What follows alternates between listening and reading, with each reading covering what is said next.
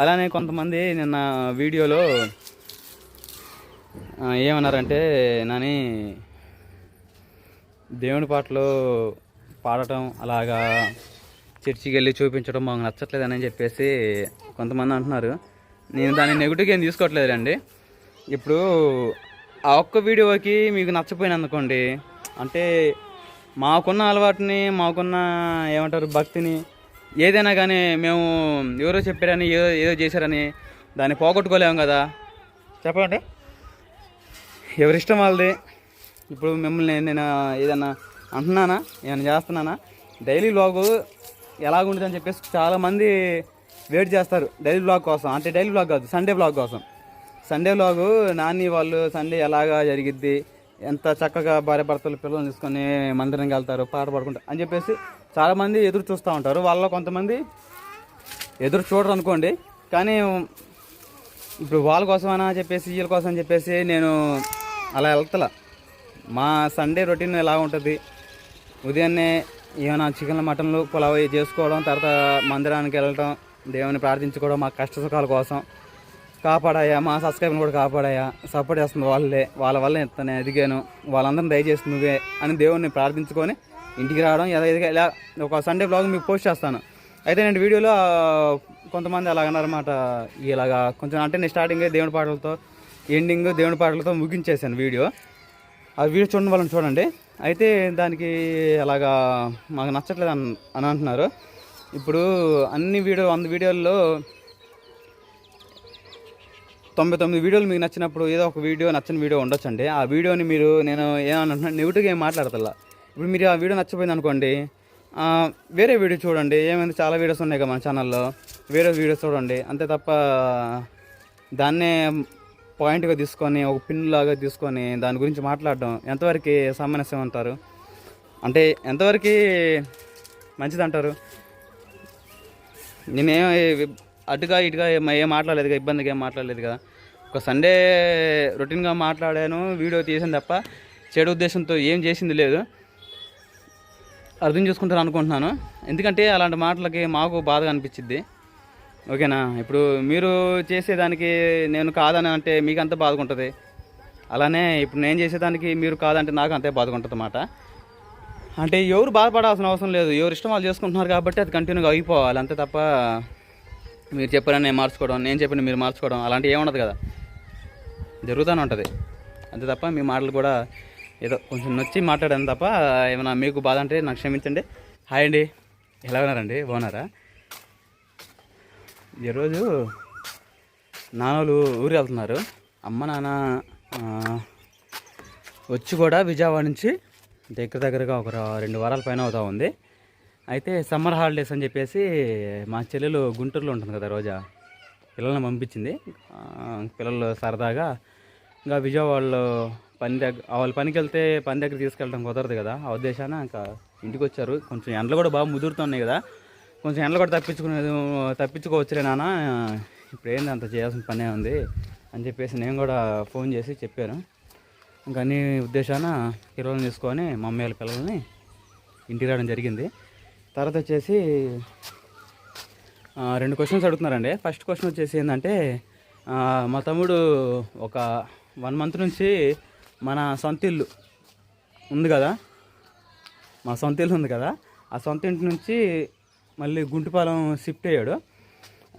అసలు ఎందుకు దేనికి కారణం అని ప్రతి ఒక్కరు అడుగుతూ ఉన్నారు. అదో ఒక విషయం అయితే, మళ్ళీ రెండో విషయం వచ్చేసి నాని అన్న నువ్వేం పని చేస్తావు ఏంది అని చెప్పేసి చాలామంది అడుగుతూ ఉన్నారు. కొంతమంది తెలుసు, కొంతమంది తెలియదు. చెబుతాను. ఫస్ట్ విషయం వచ్చేసి ఏంటంటే, ఇప్పుడే నాన్న దగ్గరికి వెళ్ళొస్తున్నాను. ఏంటంటే ఇంకా వచ్చి కూడా 2 వారాల పైన అవుతుంది కదా, మళ్ళీ విజయవాడ రిటర్న్ ప్రయాణం అవుతున్నారు అన్నమాట అమ్మ నాన్నలు.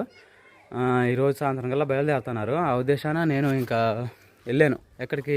గుంటిపాలెం వెళ్ళి అమ్మ నాన్నల్ని పలకరించి ఇంకా సరే నాన్న మరి ఇలాగా మేము బయలుదేరుతున్నాము అని చెప్పేసి బండి మీద వెళ్ళే. ఇంకా తర్వాత పిల్లలు అంటారా, మా చెల్లెలు వాళ్ళు వస్తారు, మా బావ వాళ్ళు. ఇంకా వాళ్ళు వచ్చి రేపు మాపు తీసుకెళ్తారు. కొంచెం అటు ఇటుగా జరిగిద్ది అన్నమాట.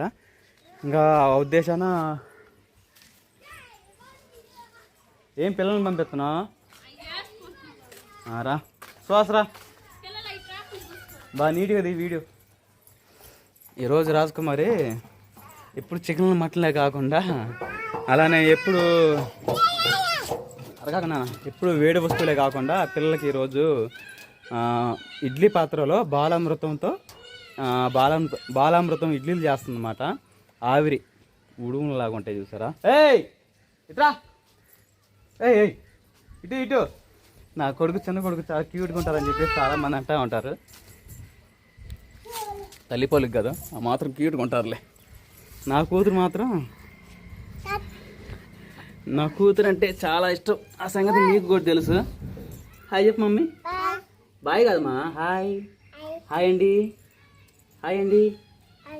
ఎలా ఉన్నారు చెప్పుమా. నీ కేక్ ఇస్తా. వద్దా అన్నీ వస్తే ఏడే ఉన్నాడుగా. సరే ముగ్గురు ఇటు కూర్చుంటారా? ఇటు పోవద్దు, లేకపోతే కింద కనుకోండి. ఎటు పోవాలంటే ఇక్కడ కూర్చోండి, నాతో పాటు కూర్చోండి. మరి ఇక్కడ కీళ్ళతో పాటు నేను కూడా కూర్చోవాలి. ఇంకా కూర్చో, మనం కూడా కూర్చో. దాంట్లో రాట్లు ఇరుక్కున్నావుగా బక్కమా. హాయ్ సుహాస్ని చాలా మంది లైక్ చేస్తున్నారు. నేను బాగున్నమాట చాలా ఇష్టం అంట అందరికి. సుహాస్ నేను పుట్టునుగా డాడీ, అందుకే ఇష్టపడుతున్నారు అనుకుంటా. అలానే వీడు కూడా కొంచెం ఇద్దరి మీద కొంచెం యాక్టివ్గానే కొంచెం తెలివిగా ఉంటాడు అన్ని విషయాల్లోనూ. మాట్లాడటమేనా, చురుకుతనమేనా, మనుషులను కొట్టడమేనా, చాలా అన్నిట్లో కొంచెం ముందంతే. తల్లి అలా దొంగ కొడుకు. ఓకేనండి, ఏ విషయం దగ్గరకు వచ్చాను, అమ్మ నాన్న విషయం కదా. వాళ్ళు ఈరోజు వెళ్తున్నారని చెప్పేసి ఇంత రాజీ నేను పిల్లలు ఇంకా ఇలా రెడీ అయ్యి గుండెపాలెం వెళ్ళి చూసి వస్తున్నాము. అలానే ఇంకా మీరు అడుగుతున్నారు కదా ఆ ఇంటి గురించి, ఆ ఇంటి గురించి కూడా చదువుతాను క్లారిటీగా. గోల్ చేయొద్దు సుహాస్ని, గోల్ చేస్తే కింద పంపిస్తా. పడుకోగది గాల్దోలుతులా. నేను ఇక్కడ ఉంటాలే.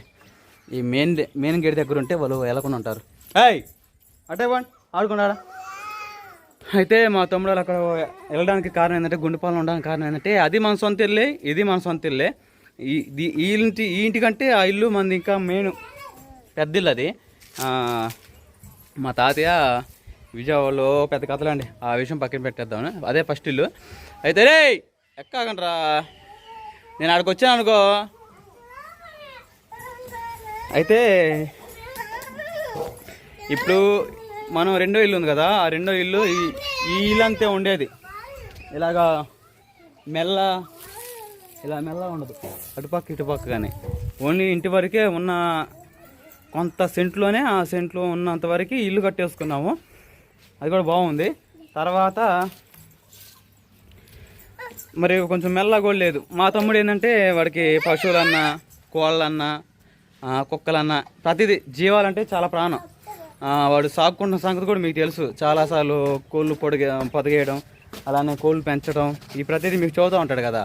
ఆ ఉద్దేశాన డాబా పైన పెంచుకున్నాడు కొన్నాళ్ళు. మా డాబా పైన అంటే ఈ ఇంటికాడ వైకల్లో ఆ డాబా మీద పెంచుకుంటే, తర్వాత ఎన్నాలైనా ఏదైనా అది ఫ్రీగా పచ్చని తోటల్లో ఇలా మెల్లాలో ఫ్రీగా తిరిగి బాగా హెల్తీగా ఉంటాయి. కానీ డాబా మీద ఉంటే అంత కలుసుబాటు రావట్లేదు. తర్వాత వచ్చేసి ఇప్పుడు మన ఇల్లు అనుకోండి, మన దిబ్బ అనుకోండి, మన మెల్ల అనుకోండి. రాజేష్ ఫోన్ చేస్తున్నాడు. రాజేష్కి ఇంత బండి ఇచ్చాను. అమ్మాయిను రాజేష్ గుండెపల్లి వెళ్ళారు అన్నమాట. ఫోన్ మాట్లాడి మీతో మాట్లాడతా. చిన్న పని మీద చేవలపురం వెళ్తా అంటే కొంచెం ఆధార్ అప్డేట్ ఉందంటే పెళ్ళి కూతురు పెళ్ళి కొడుకు వాళ్ళది బండి ఇస్తే నిన్న మొన్న తిరుగుతున్నారు. ఖాళీగా ఉంటుంది కదా బండి ఇంటికాడ అని ఇచ్చేసాను. సరేలే, ఆ విషయం పక్కన పెట్టేయండి. అయితే ఇంకా మన దగ్గర ఈ డాబా మీద పెంచితే అసలు కలిసి రావట్లేదని చెప్పేసి, అలానే ఇప్పుడు మన మెల్ల మన దెబ్బ ఇవన్నీ ఉంటే మన ప్లేస్లో ఉంటే వాళ్ళు వచ్చి ఏ పనైనా అంటే కోళ్ళు ఎటు మేత వేసినా మన సొంత ప్లేస్ కాబట్టి ఎవరేమనరు. కానీ పక్కన వాళ్ళు పక్కింట్లోకి మన కోళ్ళు పోతే ఎలాగ ఉంటుంది అంటే ఇంట్లో కానీ కాదు, ఊరక పేడ. ఇప్పుడు బరగొడ్ల దగ్గర మన పేడ దెబ్బ వేస్తాం కదా, ఆ దెబ్బలో కూడా సిలిగినా కూడా ఊరుకోరు. అంటే కొంతమంది మనుషులు అలా ఉంటారన్నమాట. ఆ ఉద్దేశాన ఆ కోళ్ళోటి పోయినప్పుడు కొంతమంది నచ్చని వాళ్ళు, కొంతమంది గిట్టని వాళ్ళు ఏం చేస్తారు, ఏంది మాస్తాల మీదకి వచ్చి ఇటు మేస్తున్నాయి, ఇటు గిడ్డి మొత్తం చిలిగేస్తున్నాయి, ఇటు దిబ్బ అంతా చిందిరి బింది చేస్తున్నాయి అని చెప్పేసి కొంతమంది రాళ్ళ తీసిరేయడం, కొంతమంది తోలడం, ఇలాగ జరుగుతాయి. కొన్నిసార్లు కోళ్ళు కూడా చనిపోతాయి మనుషుల చేతిలోనే. అలా జరుగుతూ ఉంటుంది. కొంతమందికి ఎదుగు కూడా రారు, ఎందుకంటే ఇన్ని కోళ్ళు పెంచుకుంటా ఏంది రా ఈడని అని చెప్పేసి కొంతమంది చెడు ఉద్దేశంగా ఆలోచించిన వాళ్ళు కూడా ఉంటారు. ఆ ఉద్దేశాన కోళ్ళతో నష్టపడుతున్నాం అని చెప్పేసి గుండు పనులు, అదే ఇప్పుడు ఇక్కడున్న చోటనేమో చిన్న ఇల్లు అయిపోయింది, గుండు పనులు పెద్ద ఇల్లు ఉంది, ఇంటితో పాటు పక్కన మెల్లగా ఉంది. మీకు చూపిస్తా చూడండి, అదిగోండి. అది మా తమ్ముడు 1 month క్రితం ఇల్లు మొత్తం శుభ్రంగా ప్లాస్టింగ్ చేసి తర్వాత ఇంటి ముందంతా పెయింట్ వేసుకోవడం, ప్రతిదీ ఎంత బాగుంది కదా. తర్వాత ఇంకా పక్కనది వచ్చేసి మా బాబాయ్ ఇల్లు, అది మీకు యథావిధిగా మీకు మామూలుగా తెలిసిందే. అదొక ఐటమ్, ఇదొక ఐటమ్, ఇద్దరు అన్నదమ్ముల మీద మాట. మా నాన్నకి సంబంధించింది ఒక ఐటము, మా బాబాయ్ సంబంధించింది ఒక ఐటము. మా ఐటంలో మేము ఉంటున్నాము. ముసలాం అంటారా, ముసలాం ఆడొక ముద్దన్నా ఈడొక ముద్దన్నా ఏమి ఇద్దరండి. ఆమె ఎక్కడ కాలం గడిచిపోతే ఏముండదు ఆ ఉద్దేశాన. తర్వాత మీకు మెల్ల కనపడుతుంది చూసారా, ఆ మెల్ల అంతా మొత్తం ఎల్ షేపు. ఆ మెల్ల ఇప్పుడు చూడడానికి కొంచెం సామాన్లతో నిండిపోయింది. కొన్నాళ్ళ తర్వాత సామాన్లు మొత్తం తీసేసి చుట్టూరు గ్రీన్ మ్యాట్ కట్టేసుకొని కోళ్ళు పెంచుకోవచ్చు చేసుకోవచ్చు అన్న ఉద్దేశంతో మనల్ని అడిగేవాళ్ళు, తిట్టేవాళ్ళు, రాళ్ళు విసిరేసేవాళ్ళు ఎవరు అనరు అన్న ఉద్దేశంతో అట్లా చేసుకున్నాడు అన్నమాట. అది మ్యాటర్. మీకు క్లారిటీ వచ్చింది అనుకున్నాను. అంతే తప్ప ఆ ఇంటికి పోతే అది, ఈ ఇంటికి పోతే ఇది అనేది ఏం లేదు. అంతా సాఫీగా జరుగుతూ ఉంది. ఓకేనా. ఇంకా మొత్తం శుభ్రం చేసుకొని కోళ్ళు కానీ తర్వాత పొట్టేలు పిల్లలు కానీ పెంచుకోవచ్చు, మెల్ల చాలా ఉంది అన్న ఉద్దేశంతో అక్కడికి పోయి ఇల్లంతా శుభ్రం చేసుకొని వాడు ఐడియాలో వాడు ఉంటున్నాడు అన్నమాట. తప్పేముందండి. ఇప్పుడు మన దగ్గర ఉన్న ఇల్లు కూడా ఉండడానికి మనుషులు ఉండగలుగుతాం, కానీ కొంచెం మెల్ల లేదన్న ఉద్దేశంతో అక్కడ పోయి ఉన్నాడు. అది ఫస్ట్ చెప్పేసే కదా. రెండోది వచ్చేసి ఏమో నాని మీరేం పని చేస్తారు అని చెప్పేసి అడుగుతా ఉన్నారు. నేను వచ్చేసి నా విద్యాభ్యాసం కూడా సగంలో ఆపేసుకొని ఒక 12 సంవత్సరాలు తర్వాత 13వ సంవత్సరం కాంచి పనులకు వెళ్ళటం ప్రారంభించా. 13, 14, 15, 16 దాకా నాన్నతోనే సెలవులు వచ్చినప్పుడు, ఎండాకాలం వచ్చినప్పుడు ఇలా పనులకి అడపదడప పోతా చేస్తూ ఉండేవాడిని నాన్నకి కుడి చేతిలాగా. తర్వాత ఇంట్లో పరిస్థితులు బాగాలేక ఎంత మీకు సెలర్ ప్లే బటన్ వచ్చింది కదండి యూట్యూబ్ది, ఎట్ సక్సెస్ అవుతుందని చెప్పేసి ఆ రోజు డీటెయిల్గా చెబుతాను. అయితే కొన్నాళ్ళ తర్వాత ఇంకా ఇంట్లో పరిస్థితి బాగాలేదని చెప్పేసి ఇంకా నేను కూడా మా నాన్న కుడి చేతిలాగా మారాల్సిన పరిస్థితి వచ్చింది. ఇంకా స్కూల్ మానేసుకొని పనులకు వెళ్ళడం ప్రారంభించా. ఏం పని కంటే ఇంకా సితార్ పనికి అని తెలంగాణలో అంటారు, మా ఊర్లో వచ్చేసేమో మేస్త్రి పని అంటాం, టాపీ పని అని చెప్పేసి, సున్నం పని అని చెప్పేసి, బిల్డింగ్ పని, చాలా రకాలుగా మాట్లాడుతుంటారు కదా. ఆ ఉద్దేశాన నేను కూడా పనికి వెళ్ళడం జరిగింది. ఫస్ట్ కర్నూలు, తర్వాత హైదరాబాదు, తర్వాత వరంగల్, తర్వాత వచ్చేసి చాలా ఊర్లు, బాల్యం నుంచే అన్ని ఊర్లు పని చేసుకోవడం జీతాలకి. ఒక స్టార్టింగ్ ఎంత ఒక 6,000 కానీ చెల్లాను. ఇప్పుడు ఏమో 30,000, 35,000. ఇంకా మన సొంత పని కూడా ఒప్పుకుంటాం కదా, ఒకసారి 50,000 కూడా సంపాదించుకుంటాం. అంత స్థితికి ఇచ్చాడు దేవుడు, దేవునికి స్తోత్రం చెప్పుకోవచ్చు. తర్వాత వచ్చేసి ఇంకా పనికి వచ్చేసి ఇంక ఇలాగా మేస్త్రి పని చేస్తానండి. మేస్త్రి పని 16 ఏట నుంచి జీతాలు కలటం, వెళ్ళి 6,000కి, 10,000కి, 12,000కి, 15,000కి ఇలాగా దగ్గరగా 36,000 జీతగానే అయ్యానమాట. ఇలా పని చేసుకుంటూ ఇలా చేస్తున్నా. బిల్డింగ్ కట్టే పని, టాపీ పని, మేస్త్రి పని, అది మ్యాటర్. ఓకేనా. సరేనండి. ఇంకా 2 వీడియోస్కి మీరు సంబంధం చెప్పినట్టే. ఏమైనా చెప్పని ఉంటే కామెంట్ సెక్షన్లో అడగండి, దాని గురించి నేను ఒకరోజు డీటెయిల్గా మీ అందరితో మాట్లాడతాను. బాయ్ అండి.